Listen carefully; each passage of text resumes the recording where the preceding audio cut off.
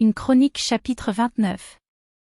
Le roi David dit à toute l'assemblée, « Mon fils Salomon, le seul que Dieu ait choisi, est jeune et d'un âge faible, et l'ouvrage est considérable, car ce palais n'est pas pour un homme, mais il est pour l'Éternel Dieu.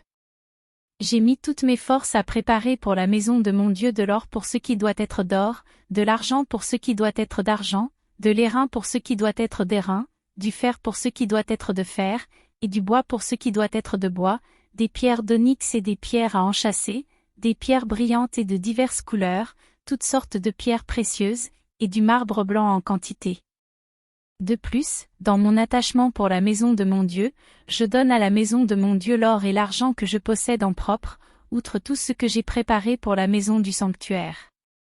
3000 talents d'or, d'or d'Ophir, et 7000 talents d'argent épuré, pour en revêtir les parois des bâtiments. L'or pour ce qui doit être d'or, et l'argent pour ce qui doit être d'argent, et pour tous les travaux qu'exécuteront les ouvriers. Qui veut encore présenter volontairement aujourd'hui ses offrandes à l'Éternel? Les chefs des maisons paternelles, les chefs des tribus d'Israël, les chefs de milliers et de centaines, et les intendants du roi firent volontairement des offrandes. Ils donnèrent pour le service de la maison de Dieu 5000 talents d'or, 10 000 d'aric, 10 000 talents d'argent, 18 000 talents d'airain, et 100 000 talents de fer.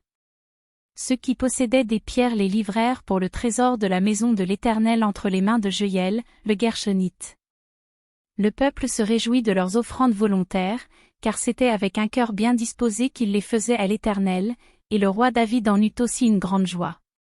David bénit l'Éternel en présence de toute l'assemblée.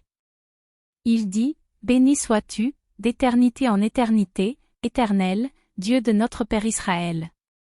À toi, Éternel, la grandeur, la force et la magnificence, l'éternité et la gloire, car tout ce qui est au ciel et sur la terre t'appartient, à toi, Éternel, le règne, car tu t'élèves souverainement au-dessus de tout. C'est de toi que viennent la richesse et la gloire, c'est toi qui domines sur tout, c'est dans ta main que sont la force et la puissance, et c'est ta main qui a le pouvoir d'agrandir et d'affermir toutes choses. Maintenant, ô notre Dieu, nous te louons, et nous célébrons ton nom glorieux. Car qui suis-je et qui est mon peuple, pour que nous puissions te faire volontairement ces offrandes? Tout vient de toi, et nous recevons de ta main ce que nous t'offrons. Nous sommes devant toi des étrangers et des habitants, comme tous nos pères, nos jours sur la terre sont comme l'ombre, et il n'y a point d'espérance. Éternel, notre Dieu, c'est de ta main que viennent toutes ces richesses que nous avons préparées pour te bâtir une maison, à toi, à ton saint nom, et c'est à toi que tout appartient. Je sais, ô mon Dieu, que tu sondes le cœur, et que tu aimes la droiture, aussi je t'ai fait toutes ces offrandes volontaires dans la droiture de mon cœur, et j'ai vu maintenant avec joie ton peuple qui se trouve ici t'offrir volontairement ses dons. Éternel, Dieu d'Abraham, d'Isaac et d'Israël, nos pères, maintiens à toujours dans le cœur de ton peuple ses dispositions et ses pensées, et affermis son cœur en toi.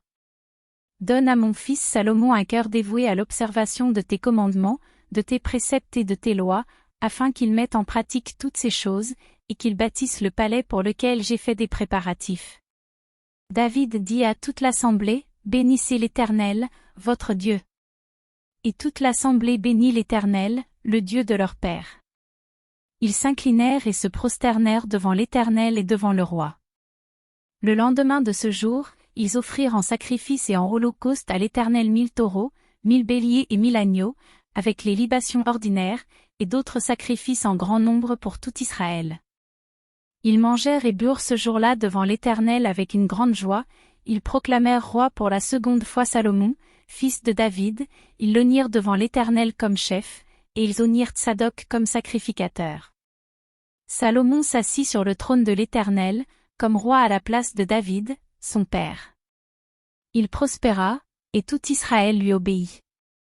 Tous les chefs et les héros, et même tous les fils du roi David se soumirent au roi Salomon. L'Éternel éleva au plus haut degré Salomon sous les yeux de tout Israël, et il rendit son règne plus éclatant que ne fut celui d'aucun roi d'Israël avant lui. David, fils d'Isaïe, régna sur tout Israël. Le temps qu'il régna sur Israël fut de 40 ans, à Hébron il régna 7 ans, et à Jérusalem il régna 33 ans.